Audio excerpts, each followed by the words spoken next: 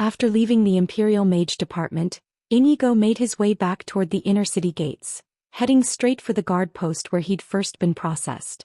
His footsteps were brisk but relaxed. His earlier disappointment had faded into anticipation. He'd done all the right steps. Now all that remained was the formality. Inside the guard post, the same receptionist soldier greeted him, already holding a bundle of sealed forms and a leather cord looped through a metal-tagged card. "Inigo, correct?" the guard asked. "Yes." The man passed him the card, a stamped leather badge with his name, status, and visitor, engraved in fine script beside the insignia of the capital. "This is your temporary identification," the guard said. "Keep it on you at all times. If you're stopped by a patrol or enter any restricted zone without it, you'll be detained." "Understood," Inigo said, slipping the badge over his head and letting it rest on his chest. "One more thing," the guard added. "An investigation unit was dispatched to the Southmore ambush site this morning. Given your testimony and the fact you're one of the only surviving witnesses, expect a summons in the future. You'll be contacted through the Adventurers Guild if needed." Inigo nodded. "I'll cooperate when that time comes." The guard gave a short nod and returned to his work, already calling the next name. With his ID finally in hand, Inigo turned on his heel and stepped back out into the sunlight, slipping through the crowd toward the northern sector once more.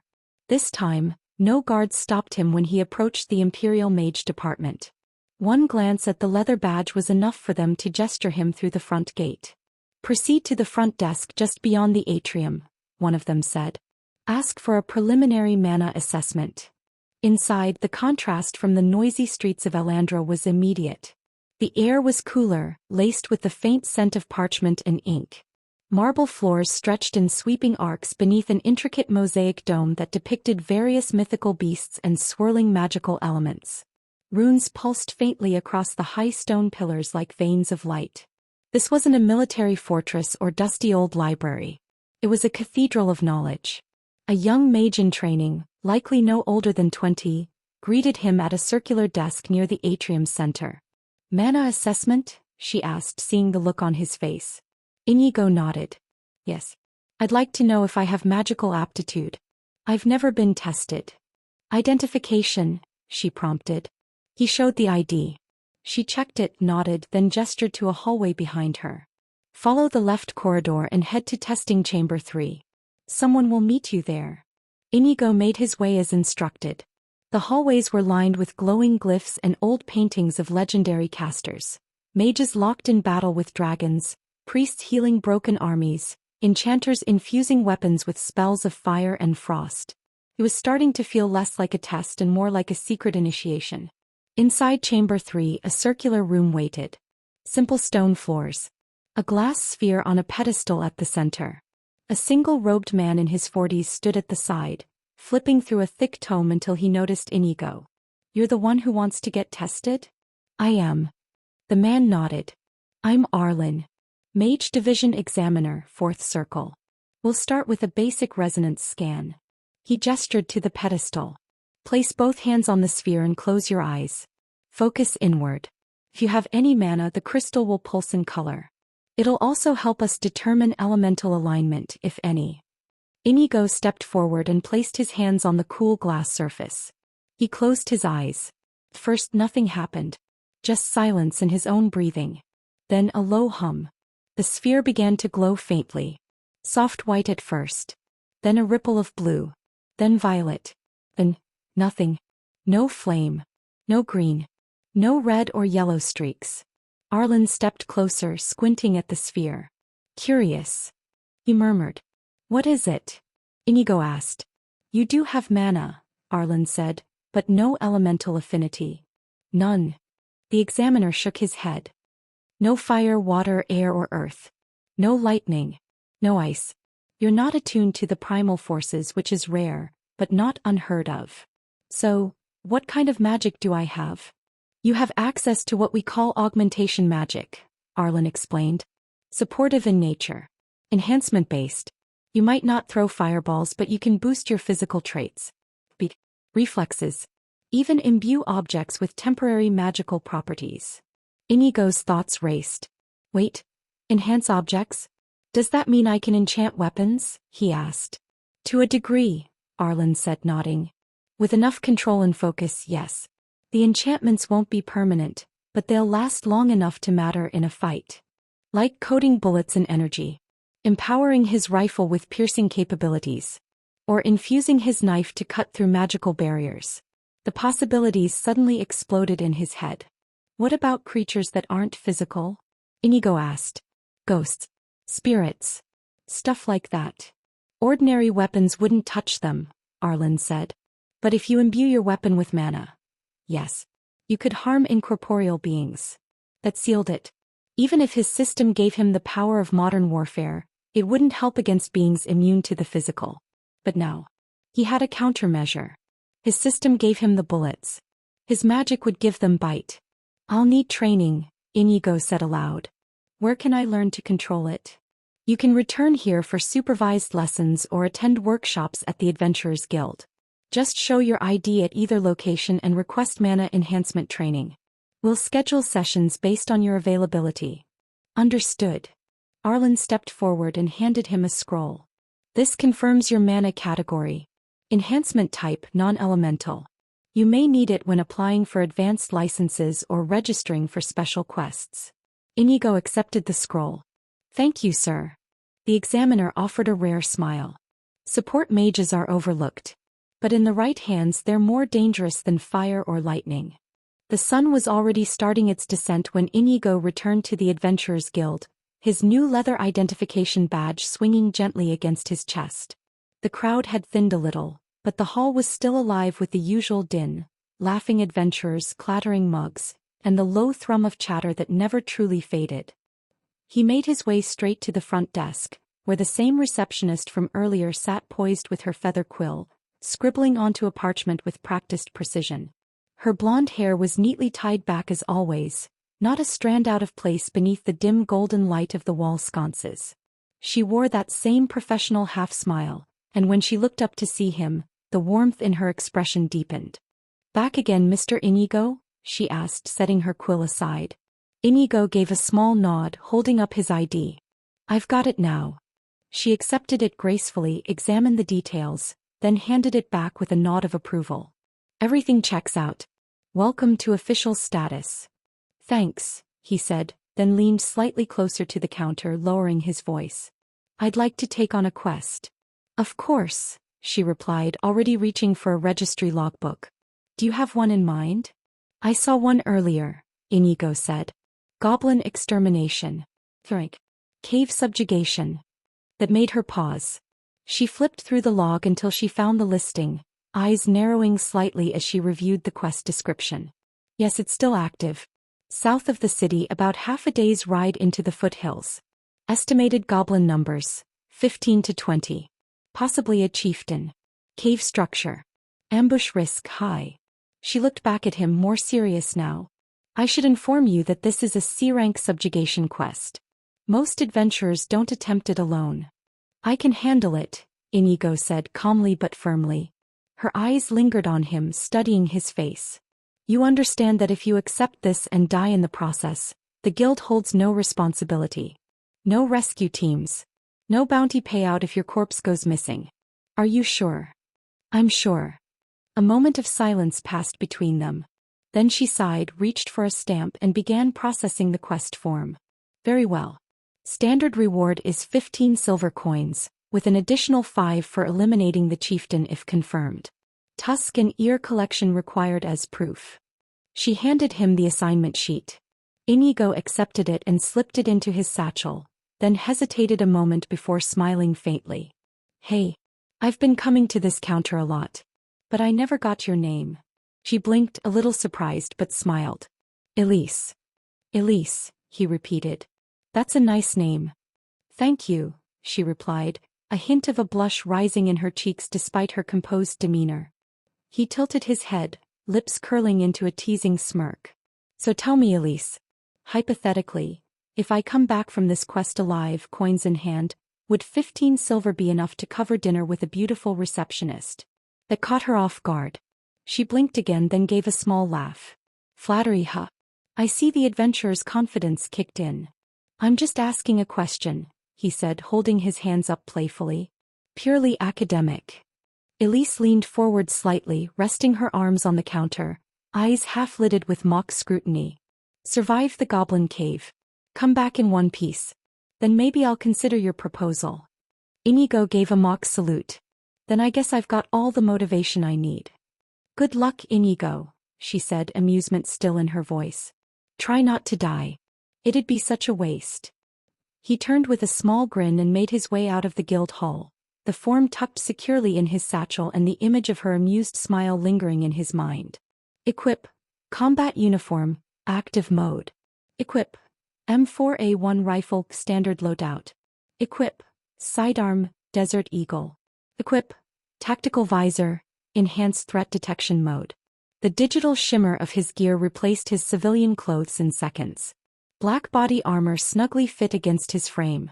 Pouches auto-filled. His HUD recalibrated for field mode. He took a slow breath and activated the GPS overlay, plotting a route toward the quest site. The path glowed faintly on the map, just southeast of the city, past the farmlands and into the forest foothills. With one last glance back at the towering spires of Elandra, Inigo muttered to himself. Time to earn my keep. He set off, boots crunching against the cobbled road, already half lost in mission focus. But deep in the back of his mind he couldn't help but replay that smile. He'd definitely survive this. And maybe, just maybe, have dinner waiting on the other side. The journey southeast of Elandra took longer than expected. The cobbled roads soon gave way to packed dirt trails, and from there to the uneven paths of the countryside, rutted wagon grooves, the occasional wheel-busted cart abandoned off to the side, and the tall shadows of trees crowding the horizon. Farmers on horseback passed him by, offering cautious glances at the armored figure marching alone with purpose. Even they could feel it. Inigo wasn't just some traveler out for a walk. The foothills began to rise slowly, wrapping the forest in undulating slopes. Trees thickened. The air grew cooler. He slowed his pace, eyes scanning the terrain. The forest here was dense and quiet, too quiet. Not even the wind stirred the leaves. Inigo moved off the trail, stepping between moss-covered trunks and ducking beneath twisted branches until he reached a shallow ridge. And there was Faith. Inigo crouched behind a moss-covered boulder, eyes fixed on the gaping dark mouth of the cave. It sat like a beast, open and waiting, the stone edges jagged like broken teeth. The surrounding trees leaned inward as if recoiling from the foul aura wafting from its depths. A faint stench carried on the still air, rot, sweat and old blood. He tapped his fingers lightly on his knee, weighing the risk. Too dark in there, he muttered. Need to see before I shoot. He opened his system. Open, military shop tab. Category, optics and gear, tactical accessories. He scrolled quickly through the list of available equipment. Flashlights, helmet mounts, laser sights, until he found what he needed. Night vision goggles, Gen 3 plus military grade. Description, tactical grade NVGs with built-in IR illumination. Detects thermal variation and ambient light for full-spectrum visibility in pitch-black environments. Cost, 180 tokens. Purchase confirmed. Night vision goggles added to inventory. He pulled them out from his inventory with a flick of the wrist. The goggles materialized with a soft digital matte black with padded straps, dual-lens optics, and a lightweight mount bracket that snapped snugly over his head. He adjusted the strap until it fit firm over his brow, then flicked the switch on the side. A pale green hue enveloped his vision. The darkness ahead surrendered immediately. Details sharpened. The outline of damp rocks, faint muddy tracks leading inward, and even the faint heat signatures of rats skittering along the walls. Not a single torch burned inside. Which meant the goblins liked it dark. Too bad for them, Inigo muttered. Satisfied, he rose to a low crouch and began his approach.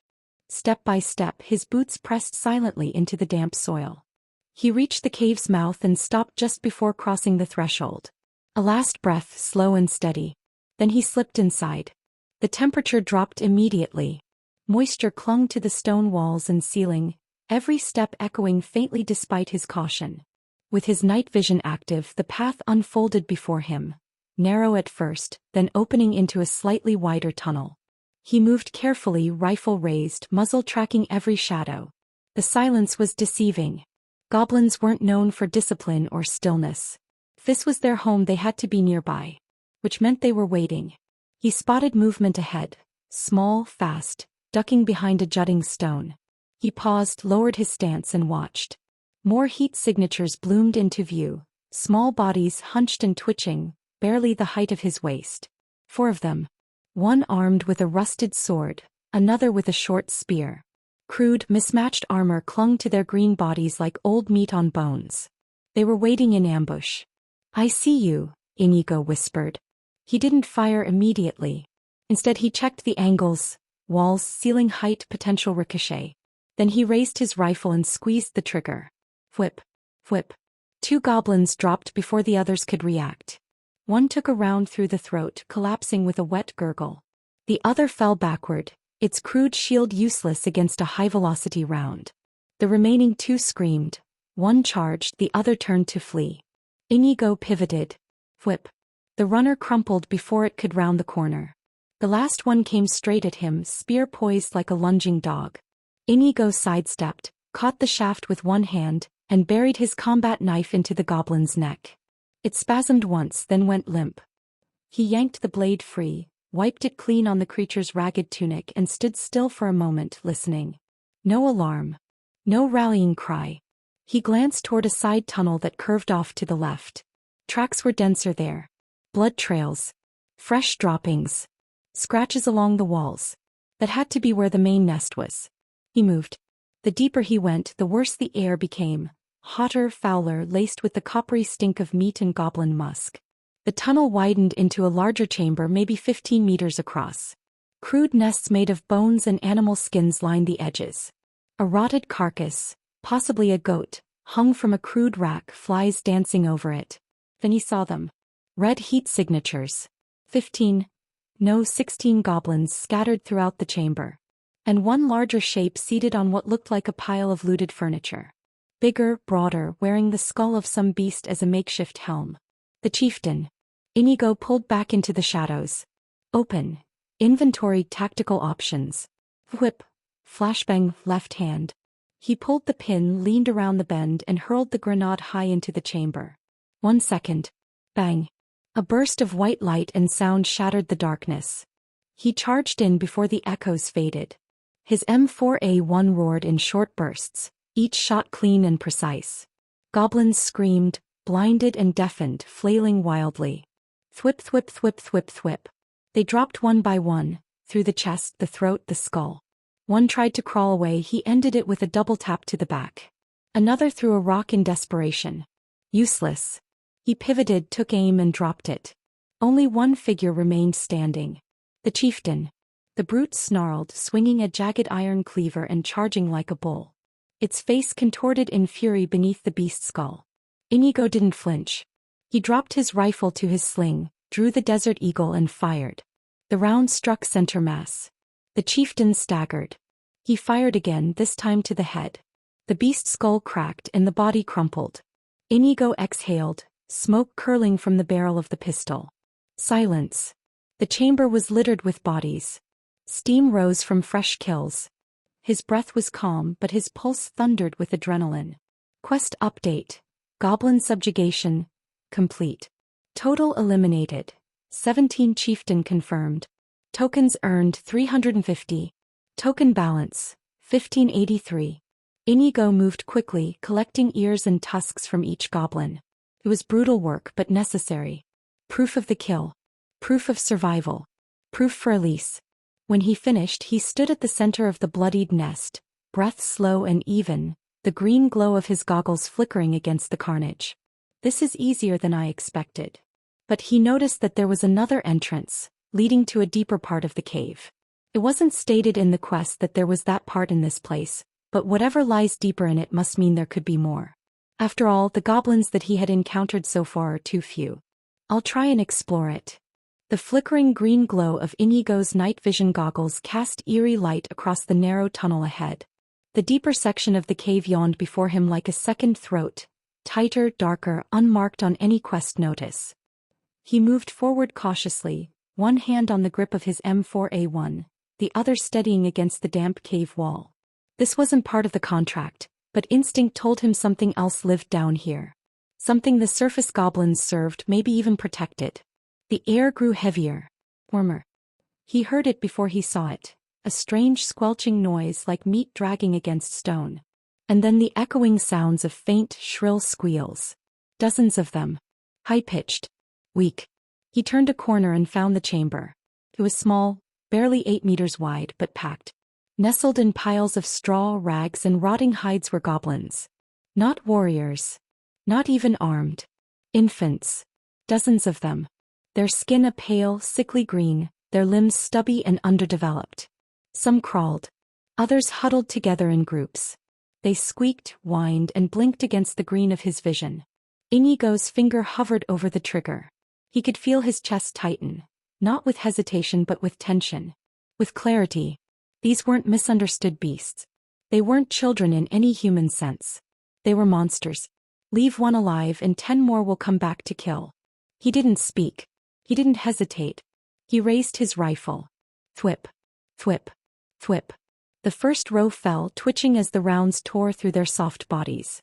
Screams echoed through the chamber, but they weren't battle cries. They were animal wails, instinctual shrieks of panic. He moved through them methodically, reloading halfway through. A few tried to scatter, crawling toward the far wall where a small drainage hole ran through the stone. He cut them down before they got close. By the time he was done, the floor was soaked in blood. His boots squished as he stepped back, breathing slow and steady. No remorse. Just another sweep. Plus 500 tokens, subjugation bonus. Nest cleared.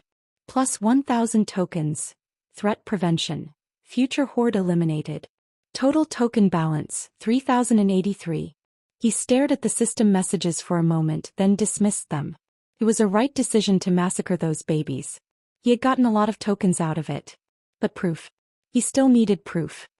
He reached into his satchel and retrieved a second cloth sack, one he had saved in case of additional finds. One by one he began collecting ears and tusks from the corpses.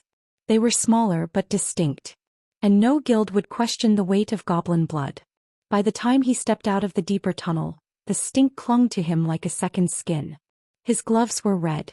His boots heavy. But his mind, clear. He had done what needed to be done. He retraced his steps back to the cave's mouth, passing the bodies of the earlier kills. 17 full-grown goblins, 1 chieftain and over 100 spawn. Inigo reached the surface as the moon began rising, casting pale silver light through the trees. He turned off his night vision goggles and pulled them off, stowing them in his inventory. His rifle clicked as he toggled the safety. Quest complete. Time to get paid. The Adventurers Guild was calmer now, lit by amber lanterns and filled with the low rumble of conversation and clinking mugs. Some adventurers were still gathered in groups, boasting about the day's work. Others sat alone, sharpening blades or nursing drinks. Inigo pushed open the door and walked straight to the front counter, sack in hand. Elise was still there, looking no less composed despite the hour. She was scanning a stack of papers when she heard his boots cross the floor. Her eyes lifted. And for a moment her professional expression slipped. "You're back." Inigo set the bloodied sack down on the counter with a soft thump. Goblin extermination, cave subjugation, complete. 17 adults, 1 chieftain. Elise blinked. "Wait, you took care of them all? By yourself?" "It seems that I am," Inigo finished, his voice calm but edged with quiet confidence. He untied the sack and let the flap fall open. The scent hit first, iron, musk, and old blood. Inside was a pile of goblin ears and tusks, all neatly severed, counted, and bundled in twine. Some were large and rough, clearly from adults. Others were smaller, thinner, fresher. Elise's eyes widened slightly as she took in the contents. "These." She paused. "There are more than what the quest listed." Inigo nodded. There was an unmarked tunnel deeper in. Another nest. Over 100 spawn. He watched her expression carefully. Not everyone would take the news of a massacre lightly, even if it was monsters. But Elise didn't recoil. She didn't flinch. Her eyes flicked to his, then back to the sack. "And you cleared it?" "Every last one." She nodded slowly, then reached under the counter to retrieve a clean parchment and a guild seal. That wasn't listed on the quest, so it'll have to be submitted as an incident report. You'll get bonus pay and the guildmaster might want to see you. Noted. She jotted notes with swift, graceful strokes of her quill, occasionally glancing back at him. That much blood on you and you're still standing straight. I take it you weren't hurt. Didn't take a single hit. Elise looked back up, her expression unreadable. Then softly, impressive. She sealed the parchment, stamped it and placed it in a tray for processing. For the original subjugation, 15 silver. 5 for the chieftain. And for the cleared nest. She paused as she retrieved a heavier pouch, an additional 15 silver. And that's just the base bonus. You'll probably be getting more once the guildmaster reviews your report. She slid the pouch across the counter. Inigo accepted it with a nod, then smiled. Enough for dinner. Elise tilted her head just slightly. I suppose it depends on where. Well, I am new to the town, perhaps you can show me around. I'll see you once my shift ends. Inigo leaned against one of the pillars near the Adventurers Guild entrance, watching the evening crowd pass by as the city gradually dimmed under the twilight. The sky had turned a soft indigo, streaked with clouds catching the last of the sun's glow. Lamps were being lit all around, their gentle golden light flickering like stars scattered through the streets of Elandra. He checked the time on the wall-mounted sundial near the entrance. Elise's shift should have ended by now. Just as he was about to step inside again, the guild doors opened with a familiar creak. And there she was. Elise stepped out into the cooling night, her usual guild uniform replaced with a deep blue traveling coat that matched the calm hue of the sky. A white blouse peeked out beneath the collar, tucked into a modest but well-fitted skirt that ended just above her boots. Her blonde hair, no longer tied into the practical bun she wore behind the desk, fell to her shoulders in soft waves. Inigo blinked. She looked radiant. Not flashy. Not overly made up. Just naturally, maturely beautiful. And it hit him again, he was standing beside a woman clearly in her late 20s, while he was technically a senior high schooler before all this. So this was another world now. Maybe this was one of the perks of reincarnation. You clean up well, he said, pushing off the pillar with a small grin. Elise chuckled lightly. So do you? Though you still smell faintly of your recent endeavor. Occupational hazard. They began walking together, side by side, weaving through the lantern-lit streets of Elandra. So, Inigo asked casually, where's the best place in town to eat? I've got some silver burning in my pouch. There are a few, Elise said thoughtfully. But if you're asking for the best, there's a place just east of the Noble Plaza. Quiet, high-quality food, candlelight ambience. It's a bit expensive though. I just wiped out an entire goblin nest, he replied, patting the coin pouch at his side. I think I can afford a nice dinner. Elise smiled, then gestured ahead. Then let's go. As they walked, Elise brought up something she'd nearly forgotten. Oh, before I forget.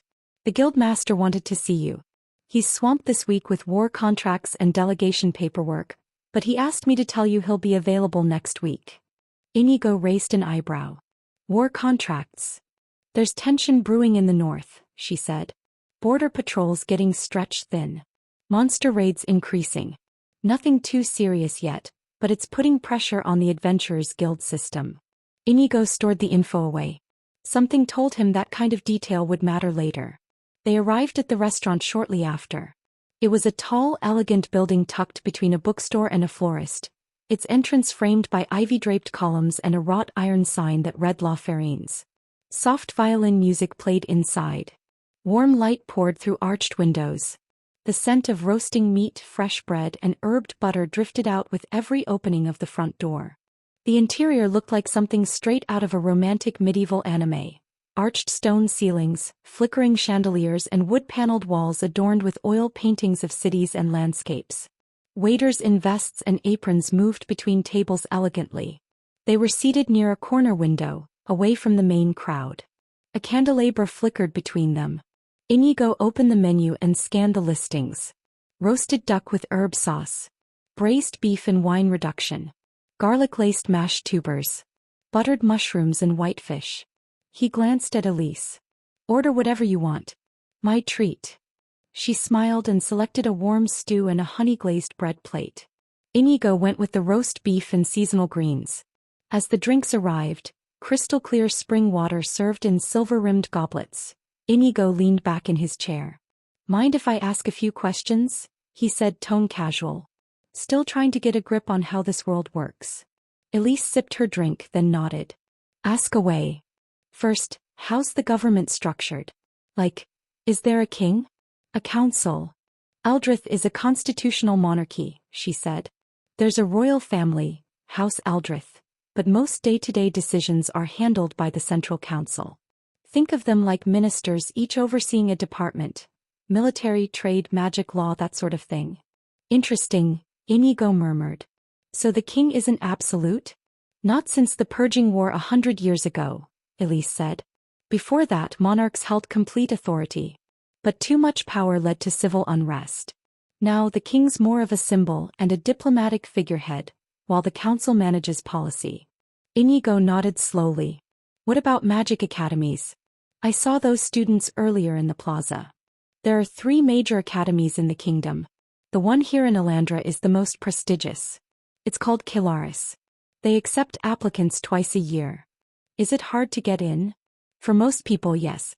You need a mana assessment, a recommendation, and to pass the trials." Inigo paused. "And if someone just wanted to learn, not necessarily graduate or rank up, but just understand magic?" "There are smaller training halls scattered around," Elise said. "And the Imperial Mage Department also offers independent classes. You don't need noble blood or fancy lineage for those." He took another sip of his drink. "So, not everyone has magic, huh?" She shook her head. "No. In fact, most don't. Magic affinity is something you're born with. It's like a sixth sense. You can train it if you have it, but if you don't, no amount of books or potions will change that." Inigo tilted his head. "And you?" Elise laughed softly. "No magic here. I'm one of the many who just rely on steel, skill, and a good night's sleep." He smiled. "You make that sound impressive." She met his gaze. "Because it is." They shared a quiet moment as the waiter returned with their food. The scent made Inigo's stomach rumble. It was everything he imagined. Tender cuts of meat seasoned to perfection with just enough char on the edges. Elise's stew gave off a savory aroma laced with spices he didn't recognize. They ate slowly, talking between bites. Inigo asked more questions, and Elise answered with the patience of someone used to explaining things to travelers and greenhorn adventurers. "Oh, and one more," he added as dessert arrived. "Is there really a demon lord?" That made her go quiet for a beat. Then softly, "Yes." "And he lived off in the abyss." "Abyss? What's the abyss?" "You really don't know anything, huh?" "Which is why I am learning," Inigo replied with a smile. "Very well, I'll try explaining it in a simple way." Elise set down her spoon gently and dabbed at the corner of her lips with a cloth napkin, her expression turning more thoughtful than usual. The flickering candlelight danced softly across her face, casting shadows beneath her lashes. "All right," she said after a moment. "Let's start with the abyss." Inigo leaned in slightly, resting his elbows on the table. This wasn't just curiosity anymore. This was research. A place called the Abyss didn't sound like somewhere you could ignore. "The Abyss is complicated," Elise began. "To put it simply, it's a separate plane of existence. A completely different world layered beneath our own. Not underground, deeper than that. Dimensional. Like another realm," Inigo said, recalling certain game mechanics from his old world. "Exactly. But it's not stable. The Abyss shifts, changes. It's like an ocean of floating land masses, broken architecture, and dark skies that never brighten. Magic is wild there. Gravity, time, even space. It bends differently." Inigo frowned. "So it's not just another continent. It's truly another world." Elise nodded.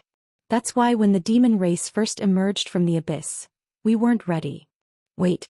So the demons came from there?" "Yes. Over 500 years ago, something happened in the boundary between our world and theirs.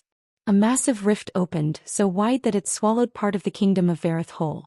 From it, the demons poured out, beings shaped by the Abyss, cruel and intelligent, wielding magic unlike anything seen in Eldrith." Inigo's brows furrowed. "What kind of magic?" "Corruption. Warping. Transformation. Not just fireballs and lightning bolts. They could infect living beings, twist them into monsters. cause fields to rot overnight. Entire towns fell in days. So, how did they get pushed back? Elise exhaled slowly. It wasn't easy. The kingdoms united, something that had never happened before. The demons were forced back and the largest rift was closed. But not all of them were destroyed. And the abyss? It never closed, she said quietly. It's sealed. But not permanently. Every month or few a rift opens again. Smaller, unstable, portals we call them now. Sometimes they appear in forests, abandoned ruins, even mountain passes.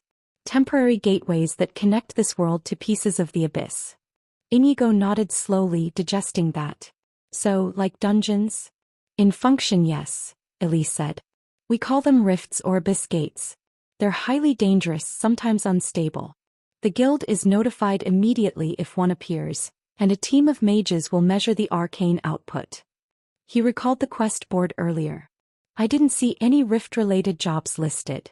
That's because none have opened lately, she explained. But when one is discovered, the guild posts it immediately, complete with a threat level, magic fluctuation report and advisory notes. Sometimes they're small. A lone demon beast. Other times, entire warbands. Lovely, Inigo muttered. So, do adventurers just charge in? Not alone, she said firmly. Abyss rifts are handled in teams. The guild will organize parties of properly ranked adventurers. You need a rift certification and a physical to even be allowed to sign up. Figures. She picked up her goblet, swirling the water slowly before taking another sip. Some of the rarest magical items come from rifts, though. Abyssal fragments, dimensional cores, warp-forged steel. Things you can't find anywhere else in our world. And then there are records of ancient ruins, broken castles suspended midair, lost kingdoms swallowed by the abyss. Inigo rubbed the back of his neck. Sounds like endgame content. Elise blinked. What? Sorry, just something from where I'm from. She tilted her head, amused but didn't press further. So, he continued, tapping a finger on the table. Are the demon lords from the abyss too? Yes. Demon lords aren't like human monarchs. They're more like apex entities, spawned or shaped by the abyss itself. Only a few ever emerge, and when they do they command legions. Each one is tied to a concept. Corrosion. Madness. Hunger. Fear. Sounds eldritch. You could say that, Elise agreed. Most of the time the guild, the council and even the military all work together to track the mana signatures of these rifts. The royal mages keep several detection obelisks active around major cities. But the abyss, it's patient. It waits. Inigo let out a low breath, eyes narrowing. How often do the rifts appear? Sometimes 3 or 4 in a single month. No pattern. No warning. Just a shimmer in the air. Then a tear in the sky. And if someone just stumbled into one? They'd never return, she said, her voice quiet. A short silence settled between them, broken only by the distant clatter of dishes from the kitchen.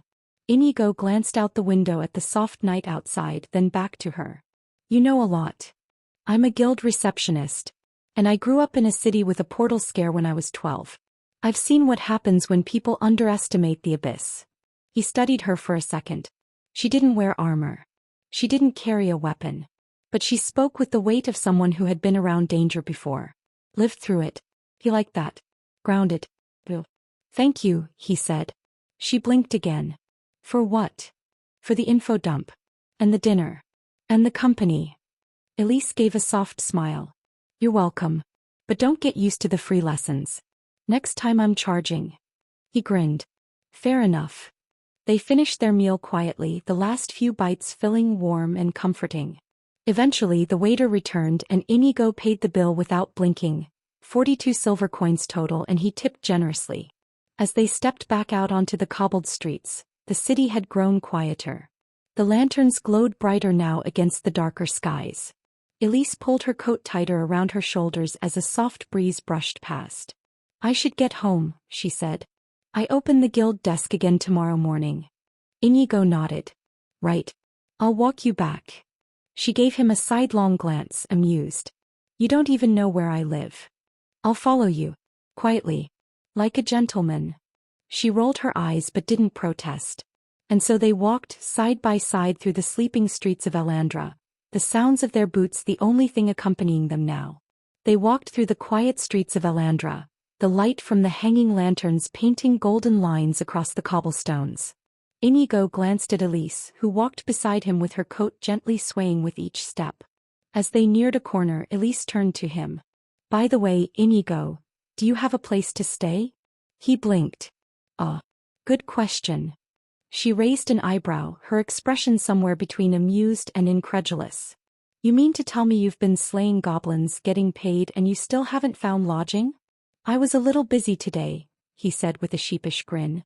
"The whole registering as an adventurer and killing a small army kind of took priority. Not to mention I just got here in this city." Elise exhaled through her nose, the faintest smile forming on her lips. "Come on. I'll take you to a decent inn nearby." "Appreciate it." They turned down a quieter street, the buildings growing more residential. The marketplace noise had faded, leaving only the hum of far-off music and the occasional bark of a dog echoing through alleyways. After a few minutes of walking, they reached a 3-story timbered building tucked between a bakery and a cobbler's workshop. A hanging sign carved with a wheat sheaf and a sleeping sheep swung lightly above the entrance. "This is the Amber Hearth," Elise said, gesturing toward it. "It's not the fanciest, but it's clean, quiet, and the innkeeper is reliable. They've got private rooms with baths, and you won't have to sell a kidney to afford a night." "I like all of that," Inigo said. They stepped inside. The main lounge was warmly lit, with soft yellow lanterns and sturdy wooden furniture. A few travelers sat around a central hearth where a fire crackled, and the scent of lavender oil wafted faintly from somewhere in the room. Elise walked him up to the front desk and exchanged a few words with the innkeeper, a middle-aged woman with thick glasses and a motherly vibe. After handing over 10 silver coins for a 3-night stay, Inigo received a heavy brass key engraved with the number 7. "There," Elise said, satisfied. "Now you've got a roof over your head." Inigo turned to her.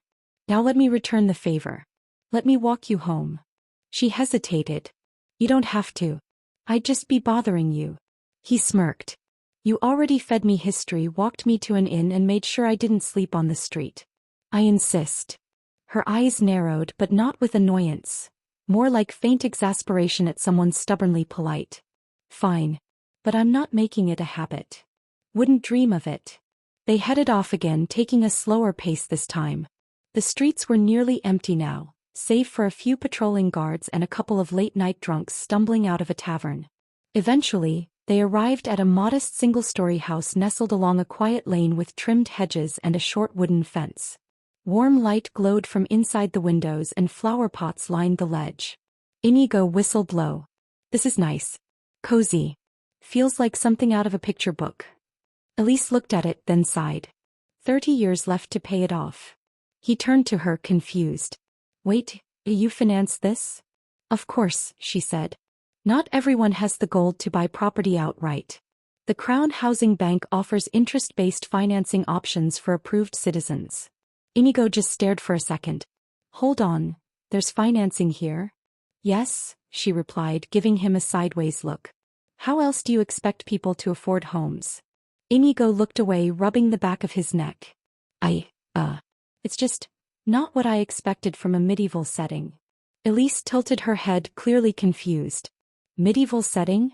Never mind," he said quickly. "Just something I read once." He mentally kicked himself. Telling people you're from another world is one of the dumbest things a reincarnated protagonist could do. That's anime survival 101. Rule number 1. Blend in. Don't blow your cover. Elise thankfully didn't press the issue. She just gave him a strange look, then turned toward her door. "Well," she said. "Thanks for walking me home." "Thanks for everything," he said genuinely. She nodded. "Good night, Inigo." "Night." She stepped inside and gently closed the door behind her. The sound of the latch sliding into place echoed softly. Inigo stood there for a moment, hands in his coat pockets, staring at the closed door. 30 years of payments, he murmured. "And I thought student loans were bad." He chuckled to himself, then turned and made his way back to the inn. Room 7 was on the second floor of the Amber Hearth. The hallway was quiet and smelled of old cedar wood. He unlocked the door and stepped into a space that was surprisingly more than he expected. The room was simple but functional. A wide bed with a thick feather mattress and clean linen sheets sat in one corner. A small wooden table and chair were placed near the window. A wash basin, mirror, and towel were neatly arranged by the far wall. And to his relief, a door to the right opened into a stone-walled bathing room with a spout-fed shower, copper pipes, and a heated bucket system. He let out a long sigh and pulled off his clothes. Inigo stepped into the bath chamber and took a long, scalding hot shower. The blood, dirt, and tension of the day washed away down the drain, replaced by the soothing burn of clean water. When he finally stepped out, steam trailing from his shoulders, he felt human again. He dried off, pulled on a plain cotton shirt and trousers provided by the inn, and collapsed onto the bed with a satisfied grunt. The mattress was soft. The pillow even softer. He laid there for a moment, staring at the wooden ceiling beams. His mind drifted to Elisa's smile. To the flicker of candlelight in the restaurant. To the quiet way she carried herself. Strong but never cold. Another world, he thought. Another life. He wasn't just a high school student anymore. He was an adventurer. And tomorrow? Tomorrow he'd start doing what adventurers do for a living. The sun's rays streamed through the windows and landed on Inigo's face, who squinted against the heat and the light. He blinked and yawned, rolling to the side in an attempt to escape the direct glare, but the familiar chime from his weapon system rang in his head, snapping him to full awareness. Daily token bonus, 50 coins. Total token balance, 3133. Inigo sighed, then sat up and stretched, joints popping one by one. The inn's bed was surprisingly comfortable, better than he expected for the price. The mattress was firm, the linens clean, and he hadn't been disturbed all night. No creaky footsteps. No goblin shrieks. No sudden system alerts in the middle of the night. Just peace. He rose to his feet and headed toward the modest bath chamber attached to his room. The stone basin had already been filled with warm water, likely by the innkeeper's assistant at dawn. Inigo peeled off his shirt and stepped in, the heat washing over his body and easing the tension left from the previous day's massacre. He scrubbed thoroughly, twice, and then dried off with a coarse but clean towel before pulling on his regular travel clothes. Boots, a dark shirt, reinforced slacks, and his belt with basic gear pouches.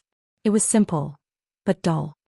He frowned at his reflection in the small mirror hung on the wall. "I need to buy more clothes," he muttered to himself. "Can't be walking around looking like I only own 2 outfits." He filed the thought away as a priority for later and gathered his belongings. Outside, the streets of Elandra were already coming alive. Merchants were shouting their morning prices, guards patrolled in pairs, and the scent of baking bread wafted through the alleys. The city felt lived in, pulsed with activity and life. Inigo headed toward the Adventurers Guild. When he arrived, the scene was familiar, bustling, loud, and filled with all kinds of adventurers. Some were new and wide-eyed like he had been a few days ago.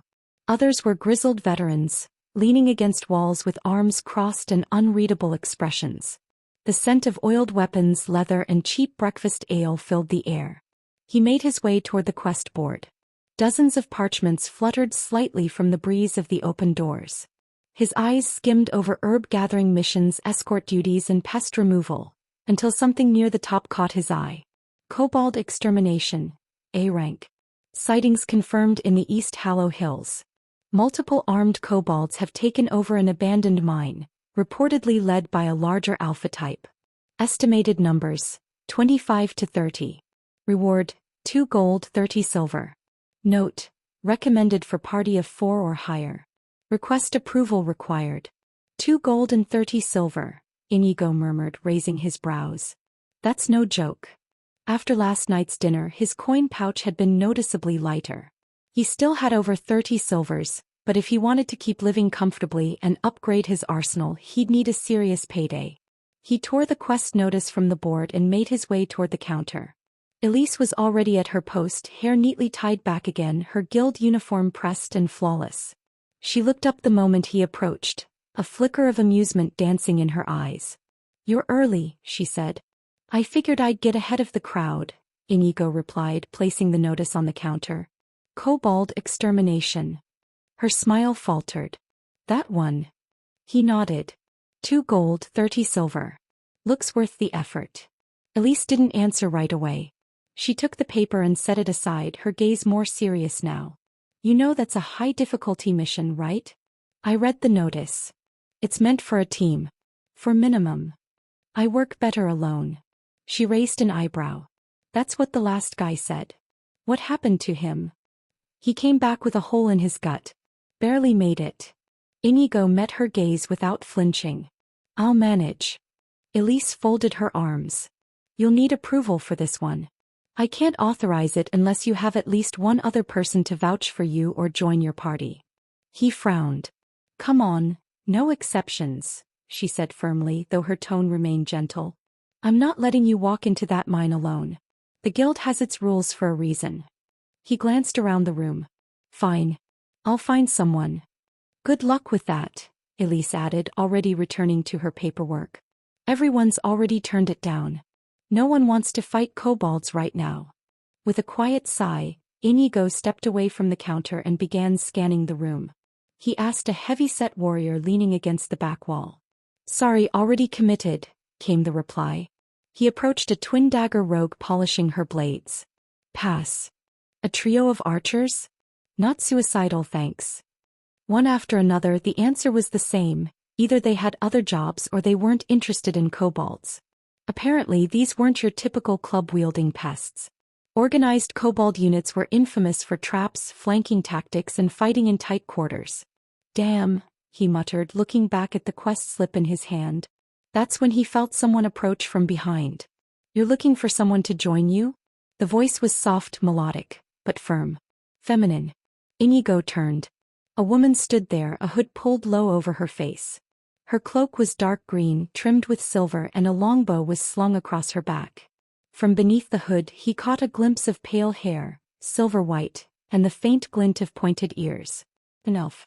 I overheard you at the board, she continued. Kobold extermination, right? That's right, Inigo said, eyeing her gear. She didn't look heavily armored, but the way she stood, weight-balanced, one hand resting on her belt, told him she knew how to fight. I'll join you, she said. He raised an eyebrow. Just like that. I have my reasons. There was something oddly serious in her tone, something that said she wasn't just chasing a payout. He studied her a moment longer, then extended a hand. Name's Inigo. She looked at it, then removed her glove and shook his hand briefly. Lyra. The quest notice crinkled slightly in his other hand. Well, Lyra, Inigo said with a slight smile. Looks like we're going kobold hunting. But I have to remind you the quest that I am taking is an A-rank difficulty.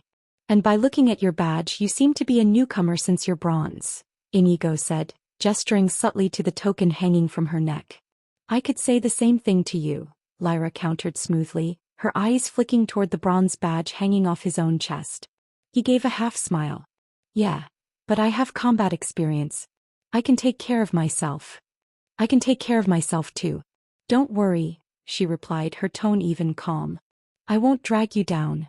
There was no arrogance in her voice, just confidence, controlled and sharp like the string of the longbow on her back. Inigo studied her again more closely this time. Her cloak was travel-worn but neatly kept. The way she carried herself was subtle, efficient. No wasted movement.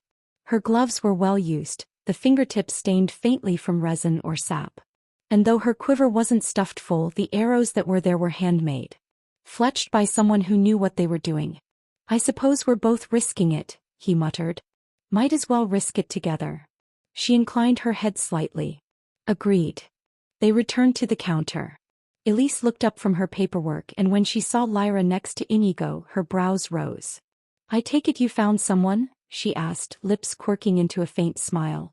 Yeah, Inigo replied. This is Lyra. She's joining me for the kobold extermination. Elise's eyes moved to the elf, giving her a quick once-over, not judging, just measuring. Do you have a guild registration? Elise asked politely. Lyra nodded and retrieved a small folded parchment from her belt pouch, placing it gently on the counter. Elise scanned the document and hummed. You recently joined, making you a bronze rank. I don't think the two of you will be enough to handle the quest. You can either find another or look for more members. I don't think anyone around this guild would join our party, Inigo said, tapping his clenched fist on the counter with a minimal force.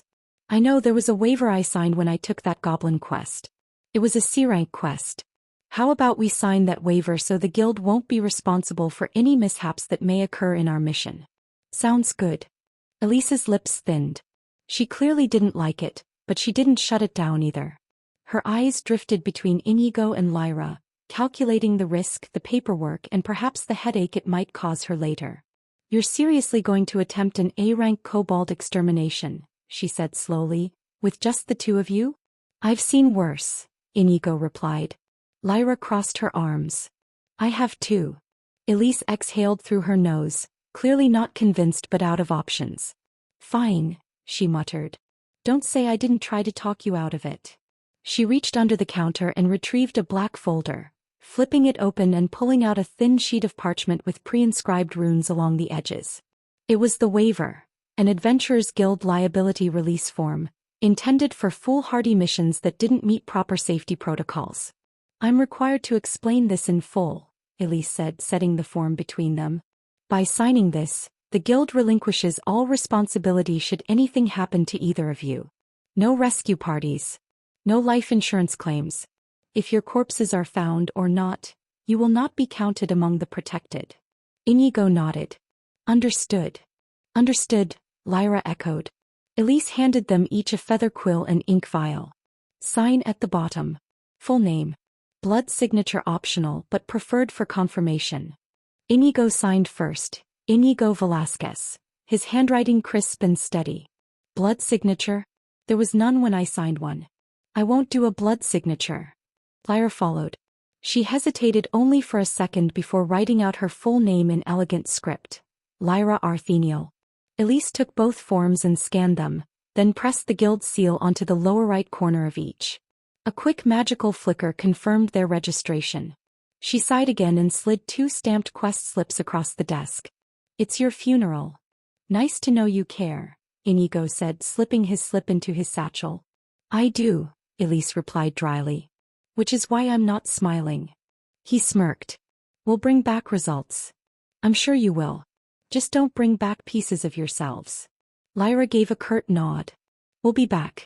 Thank you for accommodating our request.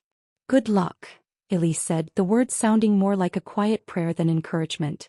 As the two turned away from the counter, the guild hall seemed to quiet just a bit around them, adventurers glancing their way, some whispering, others shaking their heads.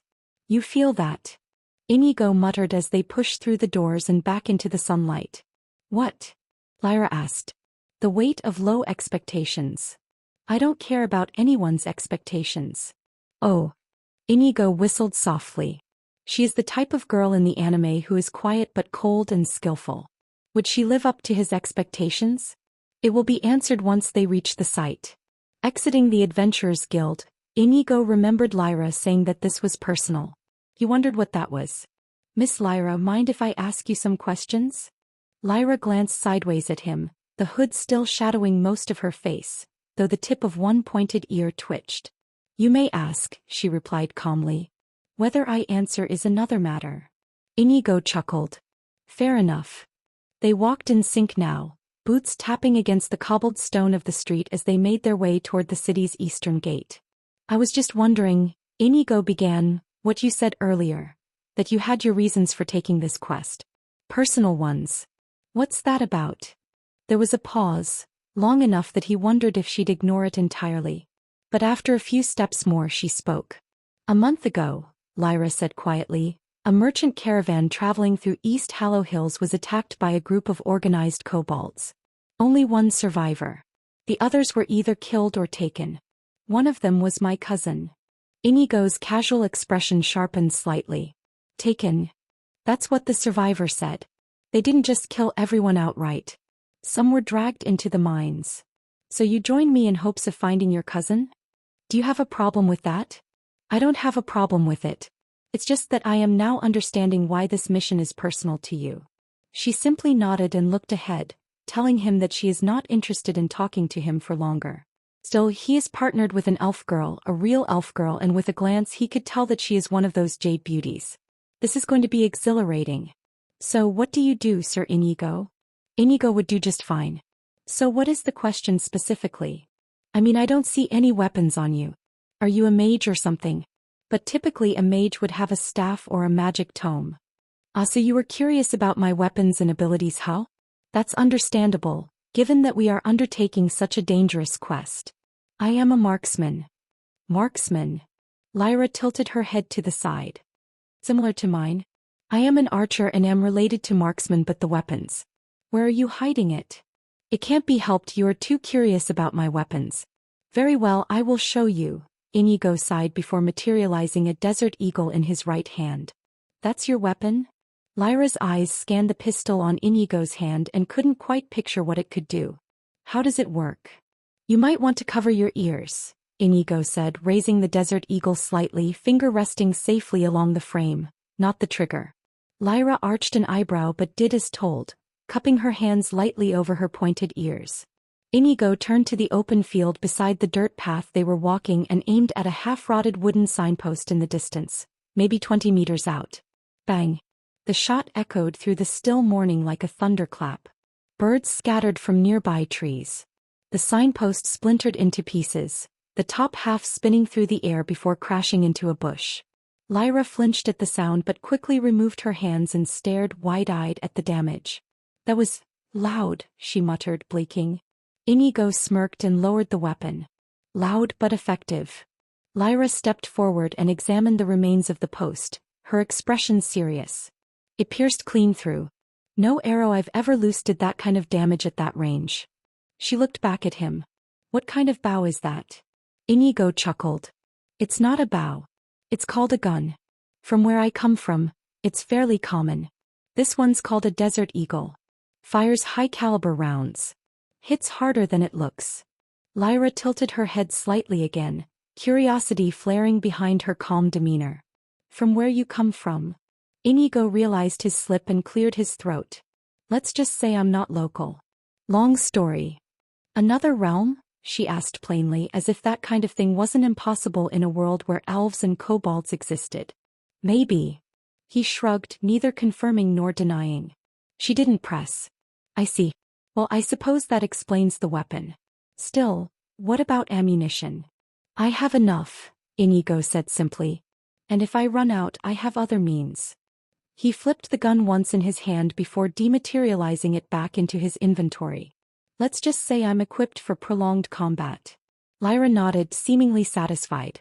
Then we should work on synergy. I take it you'll be covering from mid-range. Correct. You keep to the flanks and high ground. I'll suppress anything that charges us. You pick off the ones I don't see. Understood, she replied without hesitation. My arrows are enchanted. Minor elemental tags. I can alternate between flame and wind. Good. That means we won't be relying solely on raw firepower. That kind of utility can make a difference in tight spaces. Do you have explosives? She asked, glancing at him as they began walking again. He chuckled. You're asking all the right questions. I do. Flashbangs, frags, smokes. Not in large quantities but enough to cause a stir. What are those? It's going to take long to explain. Please explain to me how those functions. I need to know so that I can prepare for it. Inigo blinked, a little surprised by her insistence. Lyra's tone wasn't demanding, just earnest, clear, and direct. She didn't want to be impressed by the tools he carried. She wanted to understand them. All right, he said with a small nod. Makes sense. We'll be trusting our lives to each other in there. They continued walking along the dirt path, the outline of the hills and the mine beyond just visible in the distance, shrouded in mist. Inigo reached into his inventory and materialized 3 items, holding them in his gloved hands. Let's start with this one. He held up a small cylindrical metal object with a pin and a spoon lever. This is a fragmentation grenade. Frag for short. You pull the pin, throw it, and after about 4 seconds, it explodes and sends shrapnel flying in every direction. Lethal radius is roughly 5 meters. Dangerous up to 15. It's great for clustered enemies. Lyra narrowed her eyes at the device. So it's a delayed blast trap. Exactly, Inigo said. The moment you hear the pop of the spoon, it's go time. He then held up another one, white casing, slightly smaller. This is a flashbang. It's non-lethal. When it detonates, it emits a blinding flash and deafening noise. Disorients anyone in the blast radius for several seconds. I usually toss this first when clearing enclosed spaces, blind the enemy move in while they're stunned. E flipped the last canister in his hand. It was dark and looked almost unremarkable. And this is a smoke grenade. Pops out a thick screen of smoke when activated. Great for covering a retreat, ambushing, or breaking line of sight. Lyra considered all three. So noise, shrapnel, and concealment. Your world is very direct. Efficient, Inigo corrected with a faint grin. She gave a small smile. That too. He reabsorbed the grenades back into his system with a soft digital shimmer, then turned his gaze toward the narrowing path ahead. Kobolds like to dig in and defend choke points. I'm guessing we'll encounter traps before we see the first actual fighter. Probably tripwires or pits, Lyra agreed. Maybe even magical alarms. They have shamans among their numbers sometimes. Great, he muttered. Just what I needed. Kobold mages. Relax, she said dryly. Most of their magic is rudimentary. Smoke screens. Minor curses. Sometimes illusions to lure enemies into dead ends. But nothing that can't be handled with a sharp eye. Sounds like you've fought them before. I have. But never in a place this deep or this quiet. The trees thinned and the mist grew heavier as the dirt path turned into cracked, overgrown stone slabs, remnants of an old mining trail long forgotten. Brambles clawed at their boots and the distant call of crows echoed above, growing fainter with each step they took into kobold territory. Soon, the silhouette of the mine entrance emerged ahead, an arch of timber beams half swallowed by the hillside, their supports rotting but somehow still standing. The air here was cooler, damp and heavy with the scent of earth and decay. There, Lyra said, pointing to faint tracks in the dirt, small clawed footprints crisscrossing near the entrance. Kobolds. Maybe a dozen have passed through recently. Inigo knelt by the trail, eyes narrowing. Some are dragging something. Could be materials. Or bodies. Let's assume both. He rose, brushing dust off his knee. Well then. This is it. Lyra took a deep breath, adjusting her quiver and knocking an arrow loosely on her bow. You ready? Inigo materialized his M4A1 with a quiet shimmer, checking the magazine and sighting down the barrel once. Ready.